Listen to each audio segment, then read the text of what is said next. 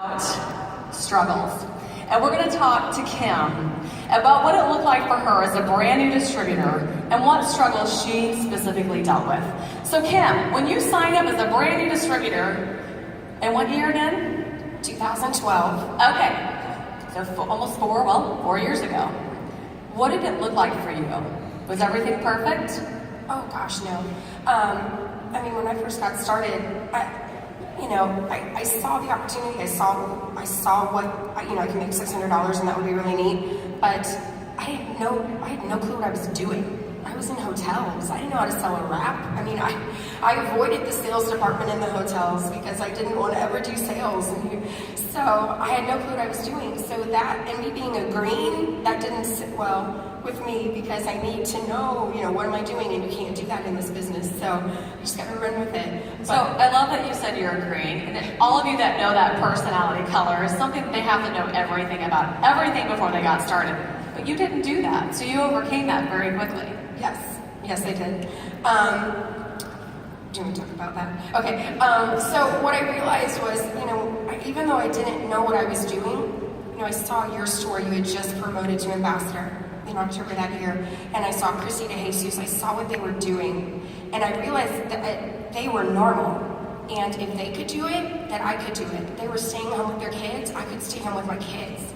So when I got that knowledge, I got this fire inside me, and all I wanted to do was go tell everyone. So I didn't need all of the information at that point. I didn't need it. I just wanted to go tell everybody that they could stay home with their kids too. So it was kind of that ignorance on fire. I just ran out and wanted to tell the world. Now you talked about something that I loved, about how you overcame very quickly, about for every yes that you got, set you up for what? Yeah, for every no that I got, for every no that I got, I knew that there was a yes coming, and that yes would get me another yes in the future. So I went out and I was determined to get 5 more no's because I knew I was going to get a yes. And that yes, when you get that yes, that emotion, when you find somebody that needs this business like you did, that feeling, you're on top of the world, it pushes you through the next 5 no's to get to your next yes, because you know that you're helping people do the same thing that you're doing. I love that, because we are going to get no's. Yes. And we're going to get a lot more no's than we do yeses. But we don't need all yeses, guys. We just need a very few yeses to get another few yeses, to then get another few. So thank you, Kim. All right, Chad, you were a brand new distributor one time, right? And you had struggles. And I know one amazing thing about you and Jeree is that you were on board from the very, very beginning, and you were on board together. Now, most couples, the men come in later in the business, but you were pretty on board right in the beginning. So talk to me about your particular newbie struggles as a brand new man, because there's a lot of men out in this crowd. As a brand new man in this business, what did your struggles look like? Well, I remember I was in the military at the time, so I was at a training, and Jeree started blowing up my phone with these before and after pictures. And I'm thinking, what is this crazy thing? One of them actually had the back of the lady's legs, and one was bigger than the other one, and I thought, oh, they give you one for free, and then you either walk with a wobble or... So I had to know that it would work. And then once we saw it would work, and we decided to become distributors, the next thing is just all those fears. I'd done a few different companies in the past, and it ended up being a big waste of time. I know that's one thing that you said to me when we were on the phone, is, Lori, the first thing that I felt was, the time that I'm spending in this business, is it going to pay off? Or am I just wasting my time? Yeah, and that's one thing I was worried about, because I knew that we would have to go out and share this with people, and I knew we would need people to enroll as customers and distributors, and I was just, will people think I'm silly, for recommending this, or think this is ridiculous? Will they believe that it could actually work enough to let us try it on them?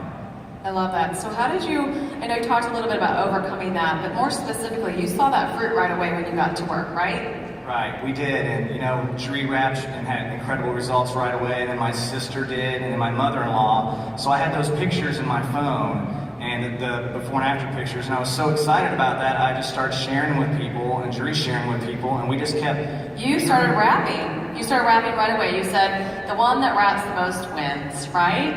That's what we knew, was put the raps on people. Whoever raps the most people makes the most money. So all we knew was rap people. Rap. And then rap leads to those weekly bonuses. And I know you said that made a world of difference for you and your family. Yeah, it just seemed like the common next step was people were excited, and it was just a natural transition into becoming a loyal customer or distributor. So we were just doing one-on-one appointments at our house as often as people would come by. I think we wrapped over 50 people the very first month and ended up with a lot of customers and distributors. So I think that you would pretty much say that success only comes because of your action. Action is a direct equalizer to success, gets you to that success. Yes, Thank you, Chad. definitely. All right, Tiffany, you were brand new one time, and you're like hot, on fire. And I'm sure nobody in this room even thinks that you were a brand new distributor at one point. So talk to me about your struggles as a brand new distributor. What did it look like for you? Okay, so my struggles as a distributor are probably a lot of the same ones that you guys have. So I want everyone in this room who has a hater or a doubter or someone telling them that they're not good enough for this business or that they can't do it, raise your hands. Now look around, right? So pretty much the entire room, we all have someone that's telling us that we can't do this, that you're not good enough, but I'm just here to tell you that you need to push through that. Because no one is coming over on Friday when you get your paychecks to help you pay your bills, are they? So don't listen to what people have to say about you. Push through that. Listen to your why. Every single time that I would get up in the morning and I would see a status made about me, I would have messages in my folders telling me, like saying horrible things about me. And you know what? I literally overlooked that, and I just remembered that my son was sleeping in the room next to me, and that's the reason why I was getting up an hour early and going to bed an hour later than him, so that I could work this business and I could do more for our family. I love that. I love that. Because what we have to do is realize that our struggles, guys, create opportunity. And you saw that from the very beginning. One thing that I absolutely loved about your story that I think you need to share, just very quickly, is how fast you grew. You went diamond in what? I went diamond in 30 days. I mean, who does that, right? You're probably out there thinking, all right, well, no wonder she's on that white couch. You went diamond in 30 days.